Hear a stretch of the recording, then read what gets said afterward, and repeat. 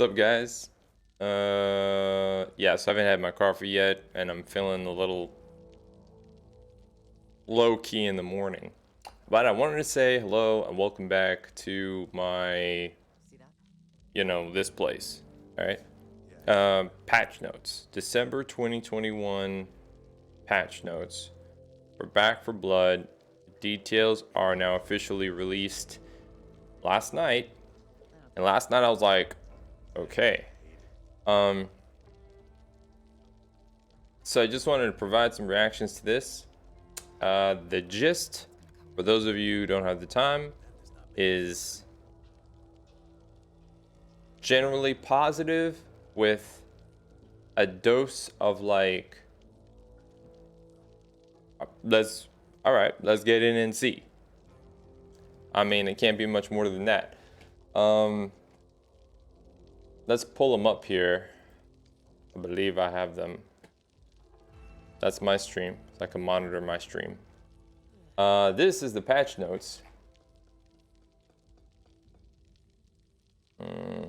The December 2021 update is focused on bringing some new highly anticipated features to you, as well as taking a pass at improving the experience with our veteran and nightmare difficulties.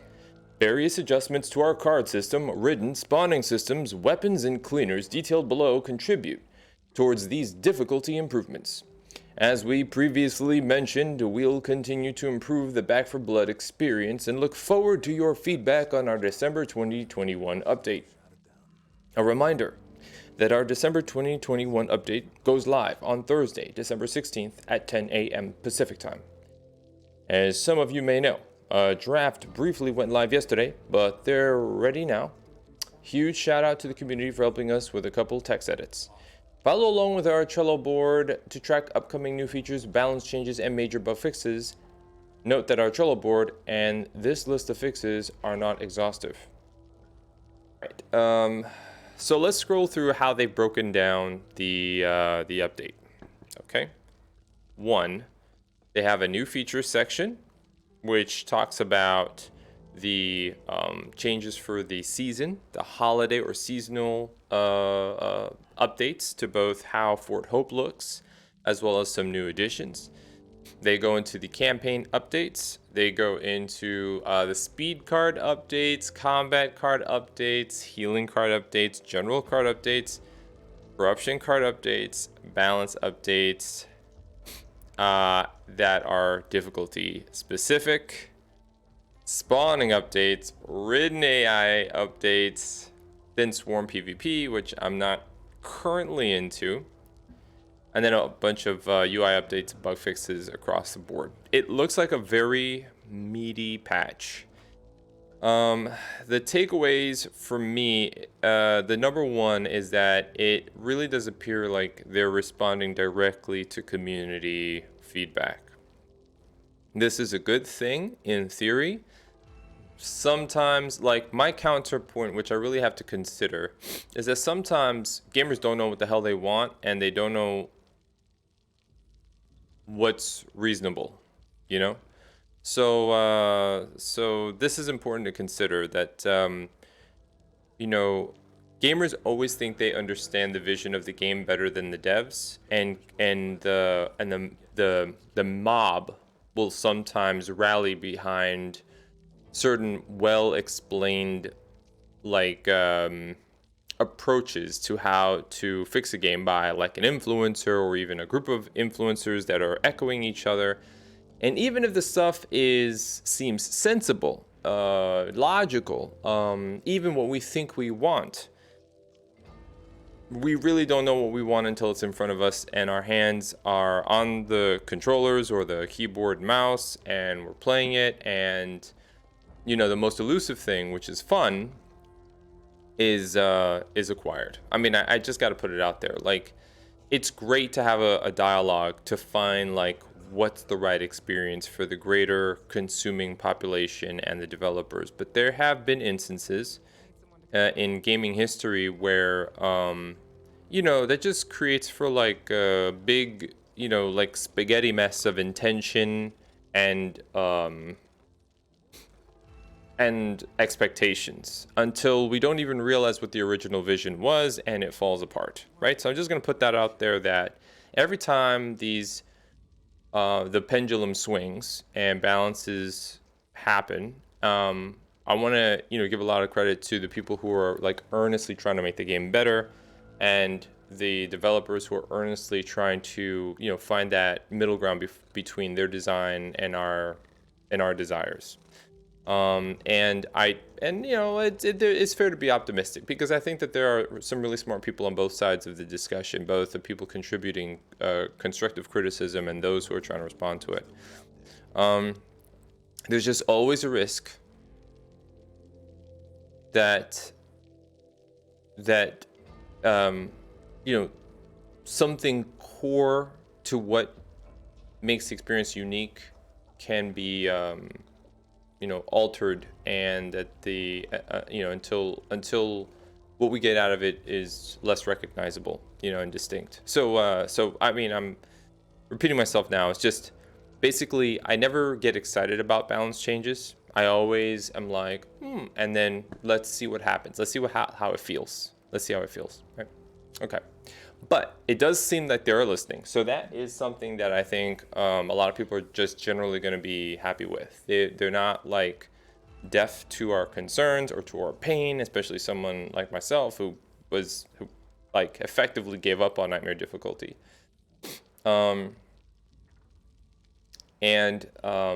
They're going to be adding offline progression. That means that for people who want to play solo with bots, they're going to be able to play solo with bots and have achievements and checkpoints unlocked, presumably, and supply points earned, and it's like the whole game. And on top of that, the bots, I didn't even realize, but the bots, like I thought that this was the case. I kind of felt that this was the case, but I wasn't sure. Okay, so in Warhammer Vermintide 2, if I'm not mistaken, the bots have their like attack ratings mapped to yours. So wherever you're at, that's where they're at.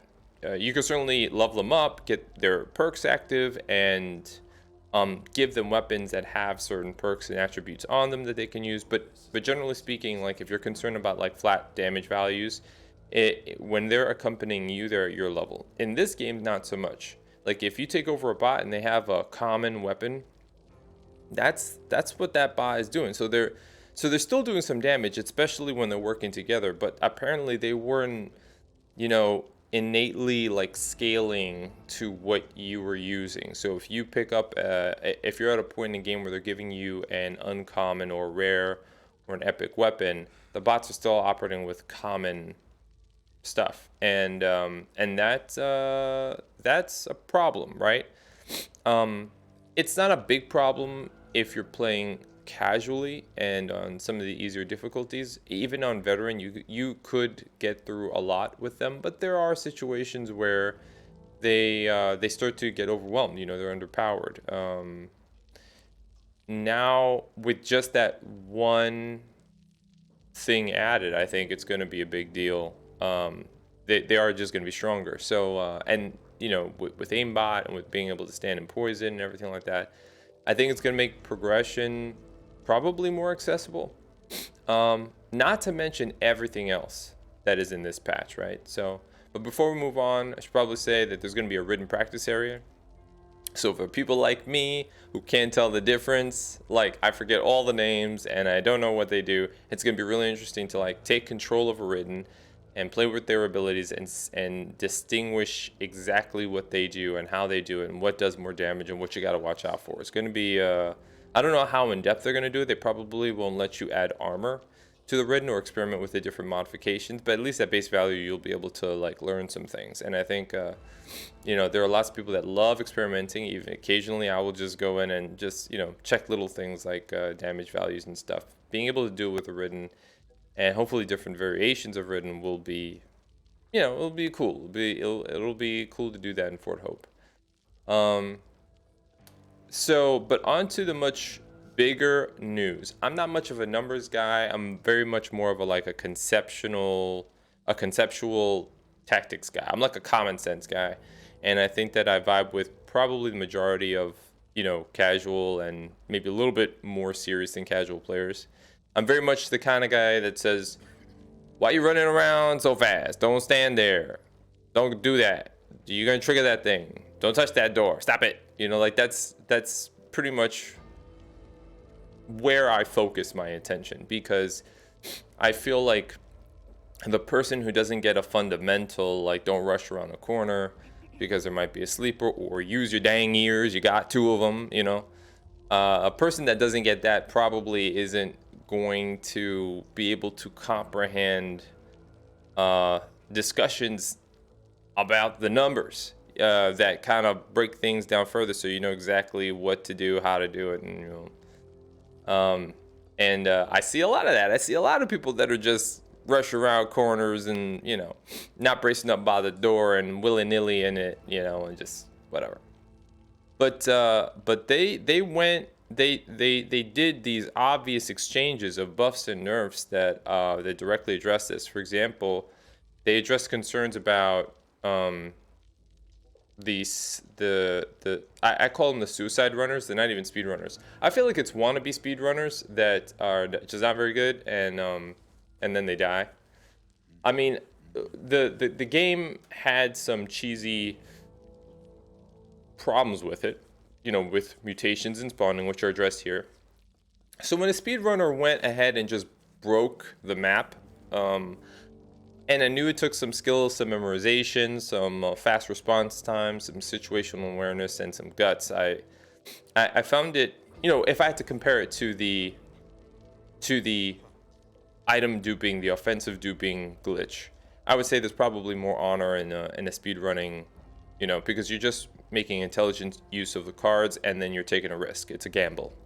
So I found it a little bit more like acceptable, like but like to the palate. Okay, so that guy's running off. Oh, he actually made it to the end. Okay, well, yes, it did change the experience. But I think what was happening community-wise is that they were noticing that folks were actually relying on this rather than playing the game. Like, it was changing the nature of how Back 4 Blood was approached. It was not improving diversity. What it was getting people to kind of rely. And this you see a lot more with item duping, where if you're hanging out with someone who is just like a grenade factory and they're tossing all these grenades out, it makes all of your reflexes slow. Like, you're not playing the game, and you're not developing skills in the game. You're kind of like watching the grenadier do his thing and seeing how much can be tackled that way. And that and even if you do it like by half step, it's already going to make you soft for the challenges that are up ahead, when you need to be like on the balls of your feet and aware of what's happening. So much like that, speedrunning can kind of make players lazy and build bad habits on the road to getting their SWAT outfit or whatever, so that it doesn't really mean anything. And balancing that to preserve the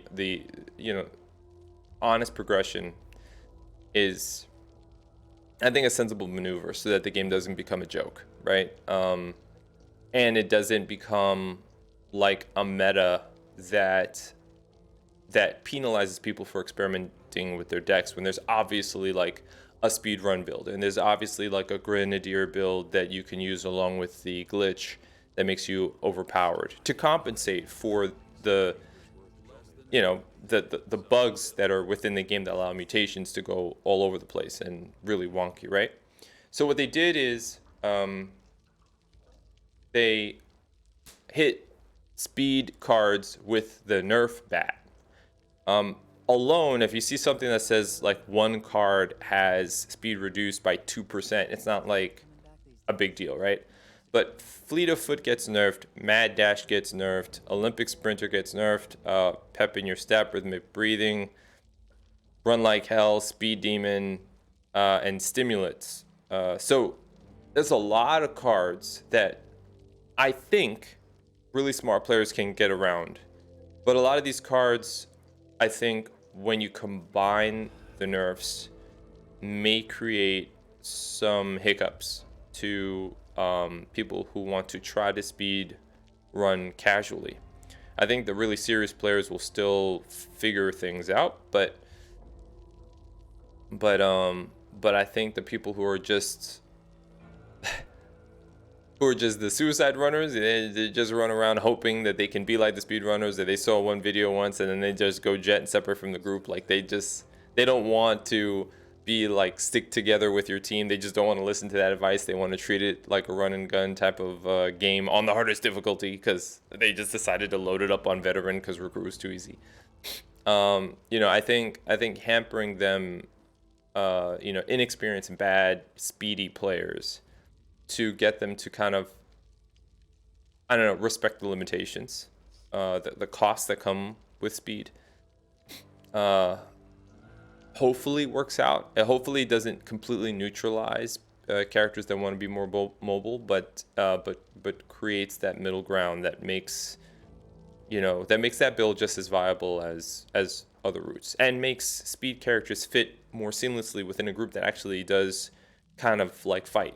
People who would be good at kiting, people who would be good at almost like tanking or off tanking through kiting. Folks who are very good at dueling different mutations because they understand how to get out of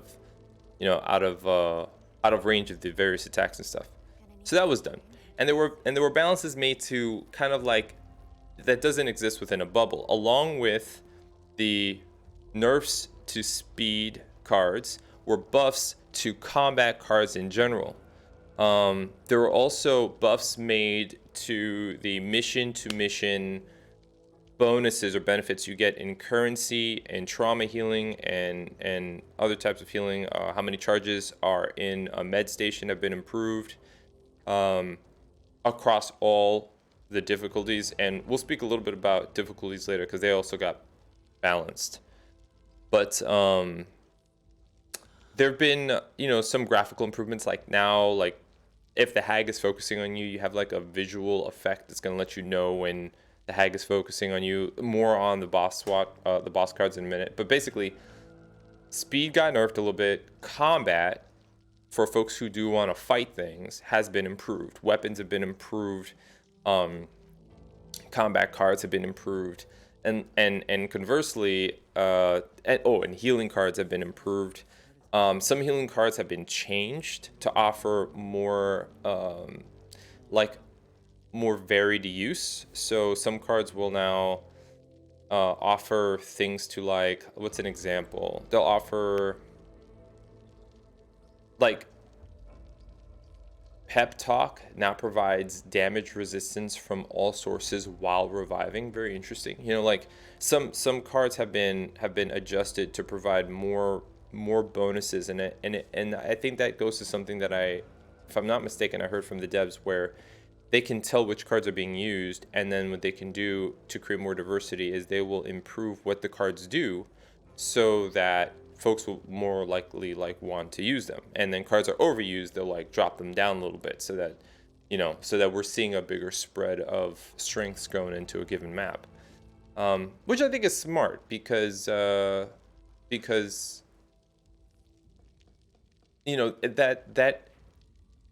crafting is a big part of this game.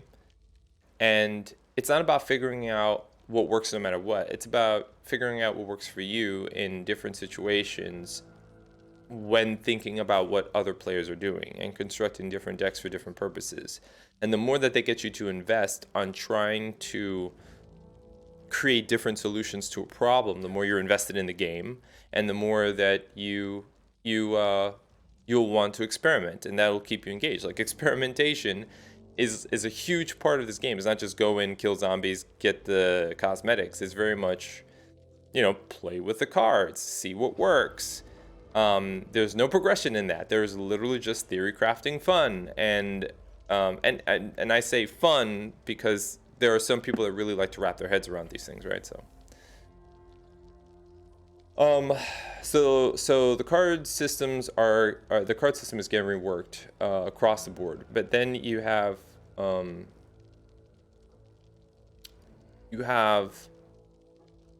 the big news about the corruption card updates is that boss cards are kind of like getting nerfed a little bit. So there is certain acts where they were being played. They're no longer being played at the start of an act. These cards were causing a difficulty spike in all difficulties. We want players to have more time to prepare for bosses and later chapters. So people weren't experiencing content because they were getting shut down. The Hag specifically was stacking with boss objectives. The Hag was spawning in the Fog Corruption card. So the Fog Corruption is like a slot machine. With Fogs, you could see a lot more of like the Hawkers and Stalkers. You could see a lot more Sleepers. You could see a lot more Snitches. The Fog came with like a variety of potential effects, and one of them was that the Hag would show up. And the Hag would sometimes show up on top of a boss card, and so the Hag would show up alongside of Breaker, for example, and it was like a mess. The Fog's maximum density has been reduced for Gloom and the Fog Corruption cards. And Breakers were removed from all difficulties of search and rescue. Boss cards, when they're not getting played. Corruption boss cards are not getting played, which is...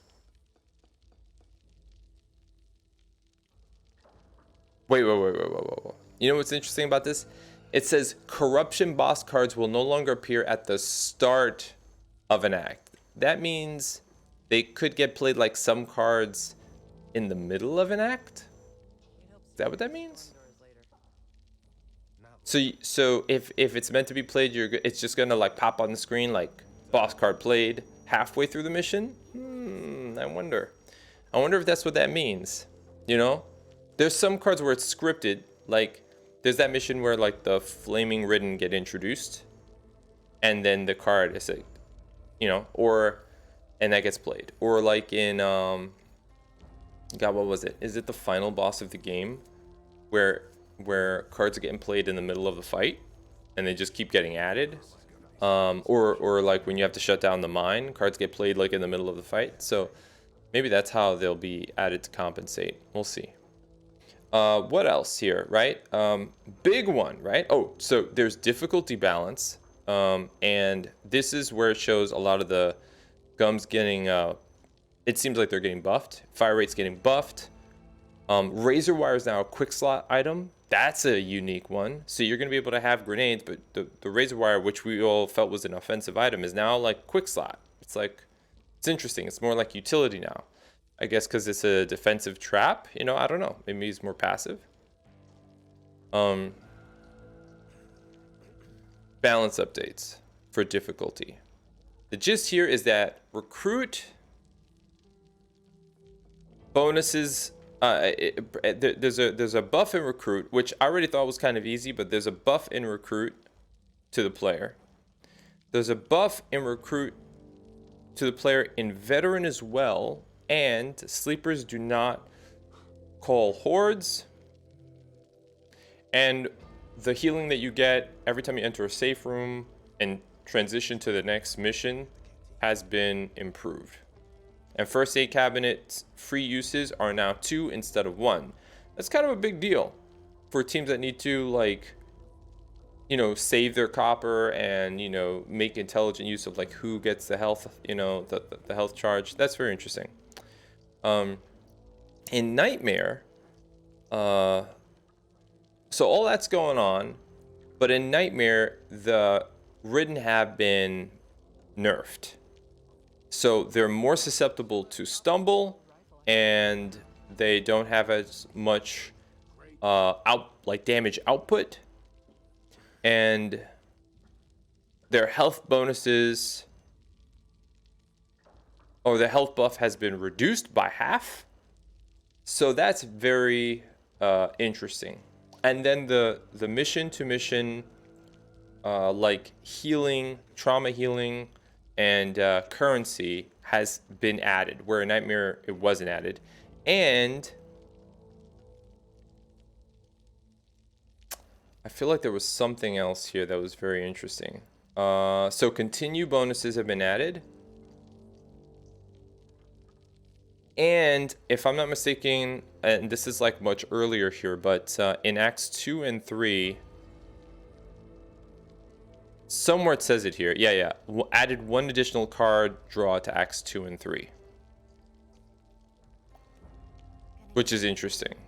You know, so more of the deck can be applied in the later parts of the game.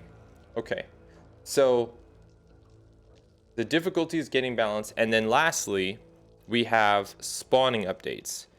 So in general, right?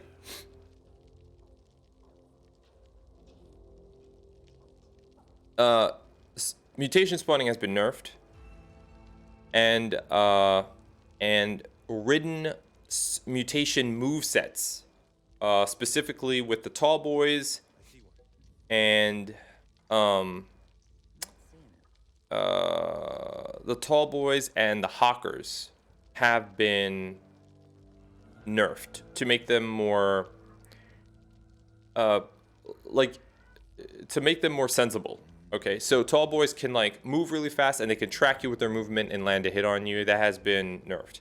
Hawkers had a situation where when a hawker was perched or a stinger was perched, there was no cooldown on her projectile, so she was able to rapidly attack cleaners. So I've been murdered by that. Okay, it's that was, I guess that was intended, and they stopped that shit. Stinger projectile cooldown while perch increased. The hag got a weak spot multiplier, and the hag's health has been reduced. And Exploder's explosion radius is now visible to the ridden. Okay, now that's for ridden players. The Wretch projectile spray is at a lower velocity that increases and ramps up, but it goes for a longer period of time. So you can move out of the way of it. You can get like a head start. And it will rotate slightly slower and will track the target for slightly longer. So you can outrun it, and that its vomit is longer. Might think, okay, more shit on the floor, but it also gives the rest of the team more time to respond and kill it, right?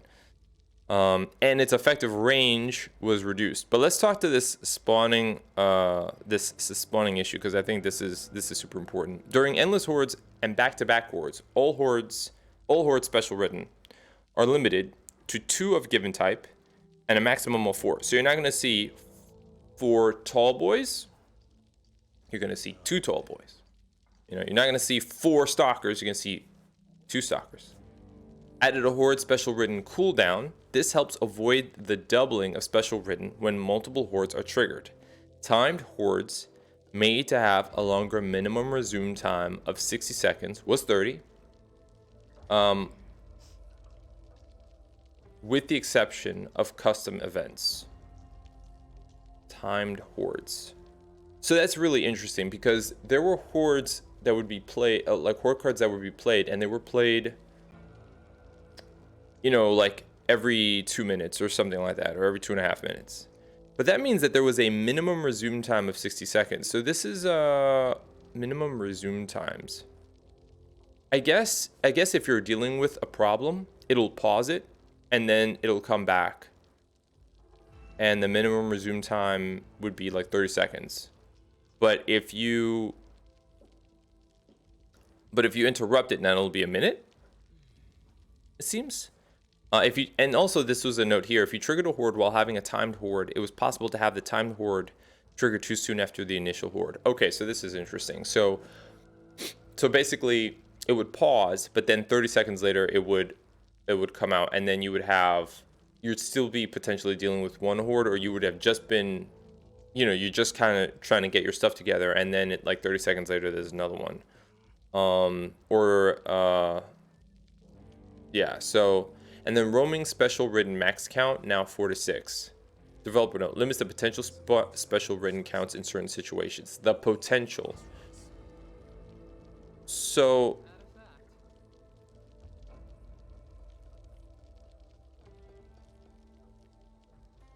okay, so this is interesting, right? This first point here says during the endless hordes and back-to-back hordes, you're only going to get 4 maximum mutations. Outside of that situation, you know, you're just walking and playing, right? There used to be up to 6 special ridden that were roaming and could spawn around you. Reduces chance for all tall boy variants on veteran and nightmare difficulty. That's very interesting. Tall boys do create a problem. Increase roaming special ridden minimum spawn distance to 30 meters. Increase wander special ridden minimum spawn distance to 10 meters. Wander and roaming. So I don't know where to find the information about what the difference is between roaming and wandering. This is my guess. I need a few coppers. You got any? Roaming are potential special riddens, meaning they have not yet spawned in. And wandering are they have spawned in, but maybe you left them behind and the game is trying to snap them to your area so that you have to deal with them.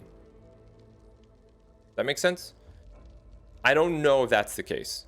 I don't know. This is tinfoil theory. But there is roaming and there is wandering special ridden. And their ability to spawn right around the corner and just drop on you, or, right behind a fence, was like real problematic in some cases. So, so the overall amount of ridden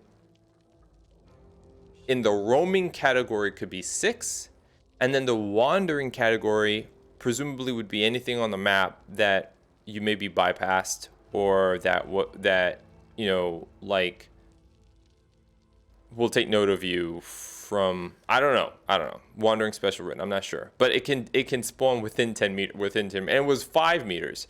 That's kind of crazy. So I don't know what the distinction is between the two exactly, but you have a minimum of 4 of the roaming category, X amount of whatever the wandering category is, and it has reduced, it has increased the distance from you that they will spawn. It has reduced the amount of them that will spawn, and according to the change up here, let me see here. There was something else that I read that said something about like or maybe that's what it was. Something about like their distance from each other, like their spawning points. Maybe that was a previous update. So all in all, this is compounding upon the updates from spawning that the hotfixes that they had added up until now, and it all looks very good. There are also some things that I didn't know. The one was the bot gear. I didn't know that. I wasn't sure if that was getting upgraded when you play with bots and then upgraded your weapon. What happened to their weapons? The other one, which was interesting, was the friendly fire. Friendly fire damage no longer increases with each weapon tier. So basically, the stronger the weapon you had, the more damage you would do to your AI companions, which I think people were getting pretty good about not hitting each other. I wasn't having that experience in veteran or in nightmare difficulty that much, but it's interesting to know that the occasional bullet going to your friend or whatever was actually getting way stronger if they actually were upgrading their weapons, and how healing efficiency now affects temporary healing, which it's just gonna benefit people who like to use pain meds. I like to use pain meds a lot because I'm running a doctor who's kind of like a drug dealer as well. I get all the pain med bonuses on my pain meds, and with the healing efficiency, it's pretty nice. So now on top of that, that temporary health is going to really help the team survive a lot. I mean, that's how I like to rock it. But yeah, I would definitely say that for those of you who've been having a painful, or I should say, like engaging experience with the ups and downs and the woes of Back 4 Blood, trying very much to enjoy it, really enjoying the satisfying wins, but also struggling through the many failures. There's a lot of meat in these patch notes that's going to be of interest, and take a look at them. Back to my kind of overall takeaway from this is that the devs do appear to be listening. They're really hitting everything that's of concern from the community. The game is going to become more accessible in veteran and nightmare difficulty, and hopefully more fun for players that are onboarding and semi like casual players who are considering playing this game more often, to actually like work into harder difficulties and maybe getting to more of the intense gameplay. And then the big question is like, are the hardcore players, the core community of hardcore players, are they going to feel really satisfied with this, or is it going to pendulum swing too much in the other direction where it becomes like kind of like a joke? Is it still fun, or does it feel like a lot of people would say that once they got into dabbling in nightmare difficulty, Recruit felt like it was silly, and based upon the difficulty changes across the board, Recruit is now even easier, right? They said, what was it, balanced difficulty? Player base damage resist increased. Continue currency bonus increased. Continue heal bonus increased. Continue trauma heal bonus increased. I wasn't even dealing with trauma in Recruit like that. And the heal bonus and currency bonus is very interesting. There was a little bit of a spike in the third act of the game across the board, but I just felt like it was just trying to prepare you for a veteran difficulty, So that issue is just whether or not the core community is going to feel a shift too far into casual territory, and if it's going to rob of us of like feeling justified for all the effort that we put in to learn the game and to try to adapt to the game's challenge. You can't please everybody. There's going to be people who are going to be like, blah, but I do want to, I got to look favorably on Turtle Rock for, I'm putting work in, trying to address the issues, and it appears that they're just trying to keep the doorway open on communication and to make the game more appealing and more accessible. And ultimately, that's just good for the long-term health of Back 4 Blood. So anyway, that's my take. I didn't go to it line by line. Like I said, I'm more of like a conceptual, common sense type of advisor based upon my experiences from early access. To whatever degree you guys like to listen and engage in the conversation and share with me your insights, I'm really appreciative of it. And hopefully, it won't, in the future, it really won't be so much about how to get around ridiculously difficult situations and more about how do we survive the zombies. We'll be able to just immerse ourselves in the lore and immerse ourselves in the rules of the road and really just play the game, and all these meta concerns like what was the design choice behind this, and how do you deal with this issue, and how do you create the meta. I hate that shit, man. Sometimes I want to play and I want to enjoy the fantasy of it, and if they can get the balance feeling right where we stop paying attention to all that stuff. I mean, those of us who are like me, I mean, some people will always be about the technical, purely technical aspects of combat, but I think that when the game feels really right, you have the option to not have to think so deliberately about those details, because it just feels like it's working with you, and it allows you to immerse yourself in the fantasy and enjoy that bit of escapism.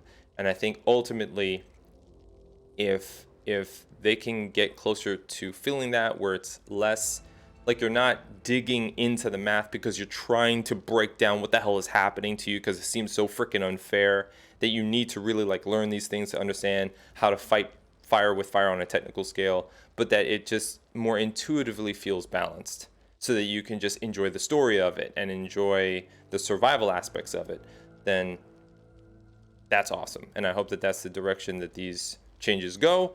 And that's my spiel on the update. Go ahead and read it. There's some interesting bits in there. And hopefully I said some things that were coherent in this little rant. Feel free to tune in to the live stream at your leisure. Play different games, but mostly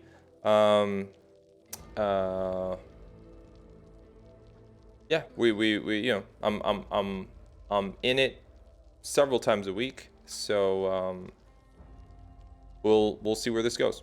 Dangerlander 1K here on twitch.tv. Way of the Dangerlander on YouTube. Thank you for watching. May the Dangerlands favor you. Peace out.